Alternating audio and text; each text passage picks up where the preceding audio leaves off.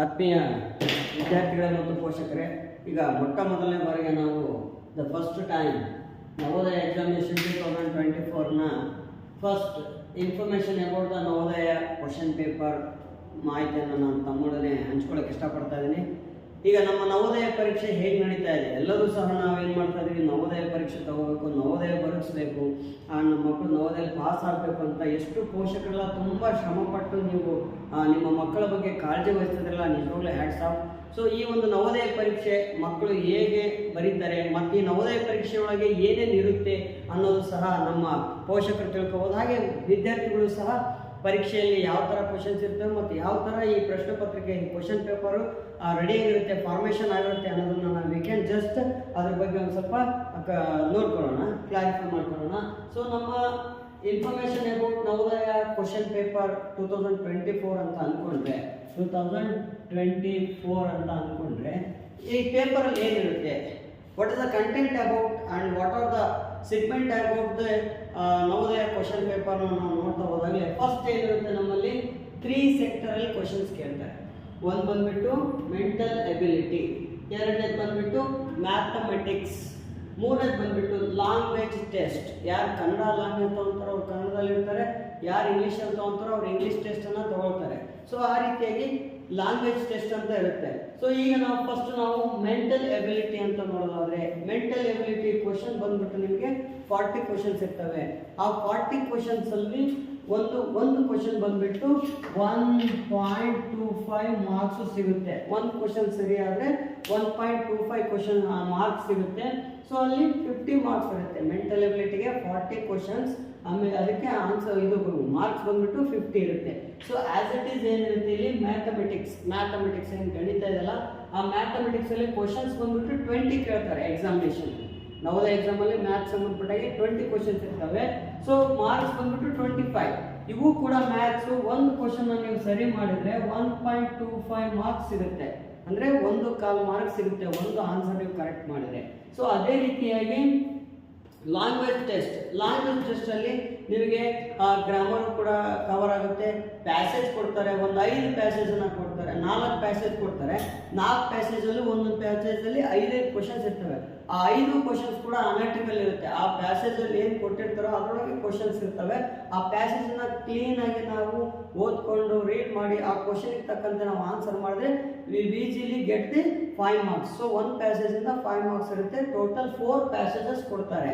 So 4 ಪ್ಯಾಸೇಜ್ಗೆ ನಿಮಗೆ 20 questions ಇರ್ತವೆ. ಮಾರ್ಕ್ಸ್ ಬಂದ್ಬಿಟ್ಟು ಅದು ಕೂಡ ಲ್ಯಾಂಗ್ವೇಜ್ ಟೆಸ್ಟಲ್ಲಿ 25 ಇರುತ್ತೆ. ಇದು ಕೂಡ ಈಚ್ 1.25 ಮಾರ್ಕ್ಸ್ ಇರುತ್ತೆ ಒಂದು ಕ್ವಶನಿಗೆ.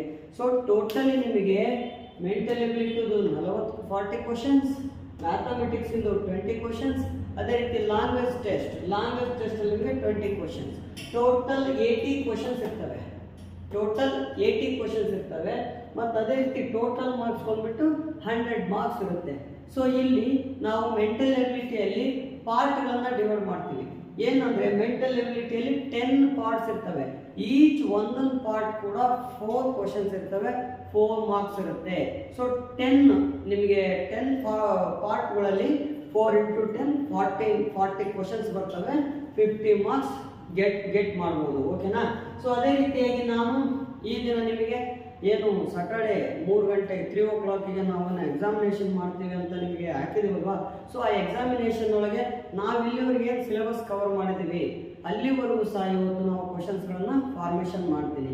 ಸೊ ಆ ಉದ್ದೇಶದಿಂದ ತಮಗೆ ಯಾವ ಥರ ಕ್ವಶನ್ಸ್ ಇರ್ತವೆ, ಯಾವ ಥರ ನೀವು ಆನ್ಸರ್ನ ಫೈಂಡ್ ಔಟ್ ಮಾಡ್ಕೋಬೇಕು ಅನ್ನೋದನ್ನು ನಾನು ನಿಮಗೆ ಈ ವಿಡಿಯೋದಲ್ಲಿ ತಿಳಿಸ್ಕೊಡ್ತಾ ಇದ್ದೀನಿ. ನೋಡಿ, first Navodaya preparation examination 2024. So ಎಕ್ಸಾಮ್ನ ಪ್ರಿಪ್ರೇಷನ್ಗೋಸ್ಕರ ನಾವು ಈ ಒಂದು ಎಕ್ಸಾಮ್ ಮಾಡ್ತಾ ಇದ್ದೀವಿ. ನಾವು ಇಲ್ಲಿವರೆಗೂ ಮಾಡಿರ್ತಕ್ಕಂಥದ್ದು ಟೋಟಲ್ 6 ಪಾರ್ಟ್ ಕ್ಲಾಸ್ ನಡೆದಿದೆ. 6 ಪಾರ್ಟ್ ನಮ್ಮ ಮೆಂಟಲ್ ಎಬಿಲಿಟಿ ಒಳಗೆ ಮ್ಯಾಥ್ಸಲ್ಲಿ 6 ಪಾರ್ಟ್ ಆಗಿದೆ. 1ನೇ ಪಾರ್ಟ್ ಬಂದ್ಬಿಟ್ಟು ಆಡ್ ಮ್ಯಾನ್ ಕ್ವಶನ್ಸ್ ಅಂತಂದರೆ ಇಲ್ಲಿ ನೋಡಿ, ಪಾರ್ಟ್ 1ನಲ್ಲಿ ಈ ಥರ ಕ್ವಶನ್ಸ್ ಇರ್ತವೆ. ಸೊ ಇಲ್ಲಿ ಏನಿದೆ 1 2 3 4 ಇಲ್ಲಿ ಶೇಡ್ ಮಾಡಿದ್ದೇವೆ, ಶೇಡ್ ಮಾಡ್ತಾ ಇದ್ದೇವೆ. ಸೊ ಈ ಥರ ಕ್ವಶನ್ಸ್ ಇರ್ತವೆ. 3 ಸೇಮ್ ಈಕ್ವಲೆಂಟ್ ಇರ್ತವೆ, 1 ಮಾತ್ರ ರಾಂಗ್ ಇರುತ್ತೆ. ನೋಡಿ ಇಲ್ಲಿ ಸರ್ಕಲ್ ಅಲ್ಲಿ ಆಫ್ ಆಗಿ ಮೇಲೊಂದು ಕೆಳಗೊಂದು ಶೇಡೆಡ್ ಇದೆ. ಸೊ ಅದೇ ರೀತಿಯಾಗಿ ಇಲ್ಲಿ ಇಡೀ ಸರ್ಕಲ್ ನ ಟೂ ಹಾಫ್ ಸರ್ಕಲ್ ಮಾಡಿಬಿಟ್ಟು ಮೇಲೊಂದು ಕೆಳಗಡೆ ಒಂದು ನಾವು ಶೇಡ್ ಮಾಡಿದ್ದೇವೆ. ಸೊ ಇದೇ ರೀತಿ ಈ ಸರ್ಕಲ್ ನ ಟೂ ಪಾರ್ಟ್ ಮಾಡಿ ಮೇಲೆ ಅಕ್ಕಪಕ್ಕ ಮತ್ತೆ ಶೇಡ್ ಮಾಡಿದ್ದೇವೆ. ಬಟ್ ಇಲ್ಲಿ ಏನಾಗಿದೆ, ಟೂ ಪಾರ್ಟ್ ಆಗಿದೆ, ಬಟ್ ಲೈನಿನ ಮೇಲೆ ಎರಡು ಕೂಡ ಒಂದೇ ಹಾಫ್ ಸರ್ಕಲ್ ಅಲ್ಲಿ ಶೇಡ್ ಆಗಿರೋದ್ರಿಂದ ನಾವು ಇದನ್ನ ಹೊರಗೆ ತೆಗಿತೀವಿ. ಸೊ ಇದು ಈ ಒಂದು ಗ್ರೂಪ್ಗೆ ಸೇರಲ್ಲ. ಸೊ ಈ ತರ ಕ್ವಶನ್ಸ್ ಬಂದ್ಬಿಟ್ಟು ನಾವು ಫಸ್ಟ್ ಪಾರ್ಟ್ ಅಲ್ಲಿ ಆಡ್ ಮಾನ್ ಕ್ವಶನ್ಸ್ ಅಲ್ಲಿ ನಾವು ನೋಡ್ತೀವಿ. ಸೊ ಇದರಲ್ಲಿ ನಿಮಗೆ ಪಾರ್ಟ್ 1 ಅಲ್ಲಿ 7 ಕ್ವಶನ್ಸ್ ಇರ್ತವೆ. ಸೊ 7 ಕ್ವಶನ್ಸ್ ಕೂಡ ನೀವು ಪ್ರಿಪರೇಷನ್ ಆಗಬೇಕು. ಅಂದ್ರೆ ಟೋಟಲಿ ಇಡೀ ಪಾರ್ಟ್ ಅನ್ನ ನೀವು ಒಂದೇ ಪಾರ್ಟ್ ಅನ್ನ ಪೂರ್ತಿ ಕ್ಲೀನ್ ಆಗಿ ಅಬ್ಸರ್ವೇಷನ್ ಮಾಡ್ಕೊಂಡು ಸ್ಟಡಿ ಮಾಡಿದ್ರೆ ನಿಮಗೆ 7 ಕ್ವಶನ್ಸ್ ಬರ್ತವೆ. 7 ಮಾರ್ಕ್ಸ್ ನೀವು ಈಸಿಲಿ ತಗೋಬಹುದು. Next part 2. ಪಾರ್ಟ್ 2 ಒಳಗೆ ಸಿಮಿಲರ್ಲಿ ಫಿಗರ್ಸ್ ಅಂದ್ರೆ 4 ಫಿಗರ್ ಕೊಟ್ಟಿರ್ತಾರೆ. ಒಂದು ಫಿಗರ್ ಇರುತ್ತೆ, ಆ ಫಿಗರ್ಗೆ 4 ಆನ್ಸರ್ ಇರುತ್ತೆ. ಯಾವ ಫಿಗರ್ ಇರುತ್ತೋ ಅದೇ ತರ ಅದು ಆಪೋಸಿಟ್ ಅಲ್ಲಿ ಆನ್ಸರ್ ಇರಬೇಕು. ನೋಡಿ ಪಾರ್ಟ್ 2 ಕ್ವಶನ್ಸ್ ಯಾವ ರೀತಿ ನೋಡಿ, ಈ ಫಿಗರ್ ಏನಿದೆ ಇದೇ ತರ ಫಿಗರ್ ಈ 4 ಅಲ್ಲಿ ABCD ಒಳಗೆ ಸೇಮ್ ಇರಬೇಕು, ನೋ ಚೇಂಜಸ್. ನೋಡಿ ಇಲ್ಲಿ ಈ ಫಿಗರ್ಗೆ ತಕ್ಕಂತೆ ನಮಗೆ ಸೇಮ್ ಇರ್ತಕ್ಕಂಥದ್ದು ಡಿ. ಯಾಕಂದ್ರೆ ಎ ಬರಲ್ಲ, ಬಿ ಬರಲ್ಲ, ಸಿ ಬರಲ್ಲ, ಡಿ ಆಪ್ಷನ್. ನೋಡ್ರಿ ಸಿಮಿಲರ್ ಇದು ಹೇಗಿದೆಯೋ ಎಕ್ಸಾಕ್ಟ್ ಆಗಿ ಇದಿರೋದ್ರಿಂದ ನಾವು ಇದನ್ನ ಸಿಮಿಲರ್ಲಿ ಫಿಗರ್ ಅಂತೀವಿ. ಸೊ ಇದನ್ನ ಫೈಂಡ್ ಔಟ್ ಮಾಡ್ತೀವಿ. ಈ ತರ ಕ್ವಶನ್ಸ್ ಅನ್ನ ನೀವು ನಿಮಗೆ 7 ಕ್ವಶನ್ಸ್ ಇರ್ತವೆ ಪಾರ್ಟ್. ಅಂದ್ರೆ ನಮ್ಮ ಟೆಸ್ಟ್ ಅಲ್ಲಿ ನಾವೇನು ಎಕ್ಸಾಮ್ ಮಾಡ್ತಾ ಇದೀವಲ್ವಾ, ಪ್ರಿಪ್ರೇಷನ್ ಎಕ್ಸಾಮ್, ಅದಕ್ಕೆ ಯಾಕಂದ್ರೆ ನಮ್ಮ ಸಿಲೆಬಸ್ ಕವರ್ ಆಗಿರೋದು 6 ಪಾರ್ಟ್ ಅಷ್ಟೇ, ಅದಕ್ಕೋಸ್ಕರ. ಸೊ ಪಾರ್ಟ್ 2 ಒಳಗೆ 7 ಕ್ವಶನ್ಸ್ ಈ ತರ ಇರ್ತದೆ, ಆಸ್ ಇಟ್ ಈಸ್ ಇದೇ ತರ ಸಿಮಿಲರ್ಲಿ ಇರ್ತದೆ. ಇನ್ನು ಪಾರ್ಟ್ 3 ಬಂದ್ಬಿಟ್ಟು ಪ್ಯಾಟರ್ನ್ ಕಂಪ್ಲೀಷನ್ ಅಂತಂದ್ರೆ ನೋಡ್ರಿ ಪಾರ್ಟ್ 3 ಒಳಗೆ ಈ ತರ ಒಂದು ಫಿಗರ್ ಇರುತ್ತೆ. ಇದಕ್ಕೆ ಇಲ್ಲೊಂದು ಪಾರ್ಟ್ ಎಂಟಿ ಇರುತ್ತೆ, ಪಾರ್ಟ್ ಖಾಲಿ ಇರುತ್ತೆ. ಈ ಪಾರ್ಟ್ ಅಲ್ಲಿ ಈ 4ರಲ್ಲಿ ಯಾವುದು ಇದಕ್ಕೆ ಸರಿ ಹೋಗುತ್ತೆ ಅಂತ ನೋಡ್ಕೋಬೇಕು. ಅದಕ್ಕೆ ನಾವೇನ್ ಮಾಡಬೇಕು, ಈ ಪಾರ್ಟ್ ಅನ್ನ ಕಂಪ್ಲೀಟ್ ಮಾಡ್ಕೋಬೇಕು. ಇಲ್ಲಿದೆ ಅದೇ ರೀತಿ ಇಲ್ಲೂ ಕೂಡ ಮಾಡ್ಕೋಬೇಕು. ಸೊ ಇಲ್ಲಿ ಈ ಶೇಪ್ ಇದೆ, ಇಲ್ಲಿ ಶೇಪ್ ಇದೆ, ಇಲ್ಲಿ ಶೇಪ್ ಇದೆ, ಇಲ್ಲಿ ಈ ತರ ಶೇಪ್ ಮಾಡ್ಕೋಬೇಕು. ಸೊ ಈ ಶೇಪ್ ಯಾವ ಫಿಗರ್ ಬಂದಿದೆಯೋ ಅದೇ ಇದಕ್ಕೆ ಸರಿ ಉತ್ತರ. ಇಲ್ಲಿ ಬಿ ಇದೆ, ಹಾಗಾಗಿ ನಾವು ಈ ಬಿ ಆಪ್ಷನ್ ಅನ್ನ ಕ್ಲಿಕ್ ಮಾಡ್ತೀವಿ, ಈ ಬಿ ಆಪ್ಷನ್ ಅನ್ನ ಫೈಂಡ್ ಔಟ್ ಮಾಡ್ತೀವಿ. ಸೊ ಇಲ್ಲಿಗೆ ನಿಮ್ಮ ಆನ್ಸರ್ ಸಿಗುತ್ತೆ.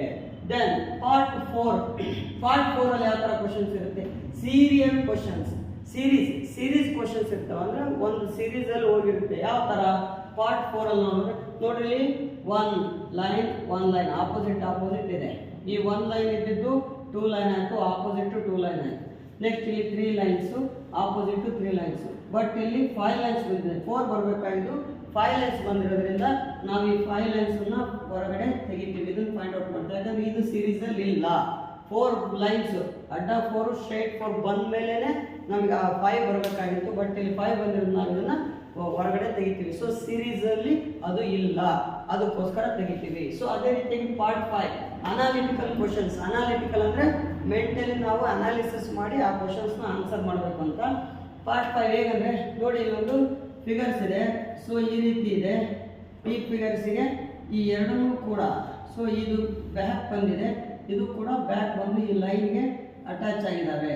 ಸೊ ಇದು ಒಂದು ಸೀರೀಸ್. ನೆಕ್ಸ್ಟ್ ಇದೇ ರೀತಿ ಇಲ್ಲೊಂದು ಲೈನ್ ಇದೆ, ಅದ್ರ ಮೇಲೆ ಸೊ ಈ ತರ ಹಾಫ್ ಸರ್ಕಲ್ಗಳು ಆಪೋಸಿಟ್ ಇದಾವೆ.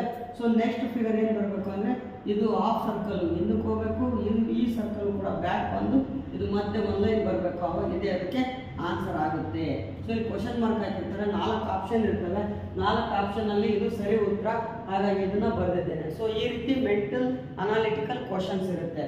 ಇನ್ನು ಪಾರ್ಟ್ 6 ಬಂದ್ಬಿಟ್ಟು ಜಿಯೋಮೆಟ್ರಿಕಲ್ ಕಂಪ್ಲೀಷನ್ ಫಿಗರ್ಸ್. ಜಿಯೋಮೆಟ್ರಿಕಲ್ ಅಂದ್ರೆ ಈಗ ಇಲ್ಲೊಂದು ಫಿಗರ್ ಇದೆ ನೋಡಿ, ಇದೊಂದು ಫಿಗರ್ ಇದೆ. ಈ ಫಿಗರಿಗೆ ಈ 4 ಆಪ್ಷನ್ ಅಲ್ಲಿ ಒಂದನ್ನು ತಗೊಂಡ್ರೆ ಈ ಫಿಗರ್ ಕಂಪ್ಲೀಟ್ ಆಗುತ್ತೆ. ನೋಡಿ ಇದನ್ನ ಕಂಪ್ಲೀಟ್ ಮಾಡ್ತೀನಿ, ಈಗ ಕಂಪ್ಲೀಟ್ ಮಾಡಿದೆ. ಸೊ ಈ ಗ್ಯಾಪ್ ಅಲ್ಲಿ ಯಾವ ಫಿಗರ್ ಇರುತ್ತೋ ಅದೇ ಇಲ್ಲಿ ಆಪ್ಷನ್ ಅಲ್ಲಿ ಆನ್ಸರ್. ನೋಡಿ ಎ ಇಲ್ಲ, ಬಿ ಇಲ್ಲ, ಸಿ ಇಲ್ಲ, ಡಿ.